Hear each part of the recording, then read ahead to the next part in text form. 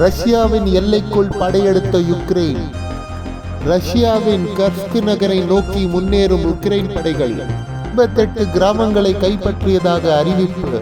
ஆக்கிரமிப்பாளர்களை நசுக்குவோம் என்று புதின் சூளுரை.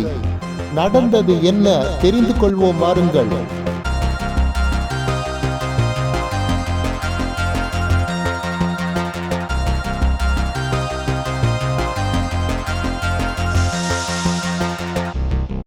கடந்த ஆகஸ்ட் 8ஆம் தேதி அன்று உக்ரைன் படைகள் எல்லையை தாண்டி ரஷ்யாவின் மீது படையெடுத்தது.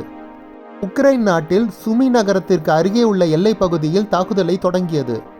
2ஆம் உலகப் போர் முடிந்த பின் எதிரி நாட்டு படைகள் ரஷ்யாவிற்குள் ஊடுருவது இதுவே முதல் முறை. ரஷ்ய எல்லை பகுதிகளில் உள்ள கிராமங்களில் உக்ரைனிய படைகள் உள்ளே நுழையும் காணொளிகள் பலவும் வெளிவந்தன. பல்வேறு ரஷ்ய கிராமங்களில் ரஷ்ய கொடிகள் இறக்கப்பட்டு அந்த இடத்தில் உக்ரைனிய கொடிகள் ஏற்றப்பட்டன. தாக்குதலை பல்வேறு மேற்கத்திய ஊடகங்களும் பல்வேறு மேற்கத்திய தலைவர்களும் வரவேற்றுள்ளனர். Keep it up. Putin started this. Kick his ass. It was a blow to Putin and it changed the narrative of the war in Europe. பல்வேறு இடங்களில் ரஷ்ய படையினர் நூற்றுக்கணக்கில் தங்களிடம் சரணடைந்து வருவதாக உக்ரைனிய ராணுவம் கூறியுள்ளது. ஆதாரமாக உக்ரைனிய ராணுவம் பல்வேறு காணொளிகளை வெளியிட்டு வருகிறது. இதனால் அதிர்ச்சி அடைந்த ரஷ்யா உக்ரைனின் கார்கிவ் மீது தாக்குதல் நடத்தும் ஒரு சில ரஷ்ய படைகளை மீண்டும் கர்ஸ்க் பகுதிக்கே அழைத்துள்ளது.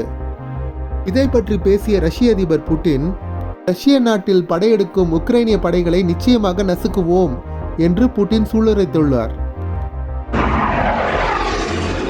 Tonight, Ukraine turning the tables on its invader with a cross-border incursion putting Russia on the defensive. தற்போது ரஷ்ய எல்லையை தாண்டிய உக்ரைனிய படைகள் கிட்டத்தட்ட 10 கிலோமீட்டர் வரை ஊடுருவியுள்ளதாக கூறப்படுகிறது. இந்த எல்லை பகுதிகளில் வாழும் ரஷ்ய குடிமக்களை பாதுகாக்க இங்கு வாழும் 76,000 ரஷ்ய குடிமக்களை ரஷ்ய அரசாங்கம் வெளியேற்றியுள்ளது. ரஷ்ய குடிமக்களை பாதுகாப்பான இடத்திற்கு அழைத்து செல்ல ரஷ்ய அரசாங்கம் நிதியுதவியை அறிவித்துள்ளது. இதன்படி பாதுகாப்பான இடத்திற்கு அழைத்து செல்லப்படும் ஒவ்வொரு குடிமகனுக்கும் 1000 ரூபல்கள் என்ற கணக்கின்படி நிதியுதவி அறிவிக்கப்பட்டுள்ளது. இதனிடையே எல்லை தாண்டி ரஷ்யாவின் மீது படையெடுக்கும் உக்ரைனிய படைகளுக்கு அமெரிக்க அரசாங்கமும் ஆதரவை தெரிவித்துள்ளது.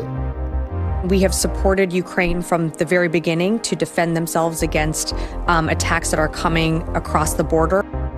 ஏற்கனவே உக்ரைனில் உள்ள கார்கிவ் நகரை கைப்பற்ற பெருமளவில் ரஷ்ய படைகள் அங்கு குவிக்கப்பட்டிருந்தன.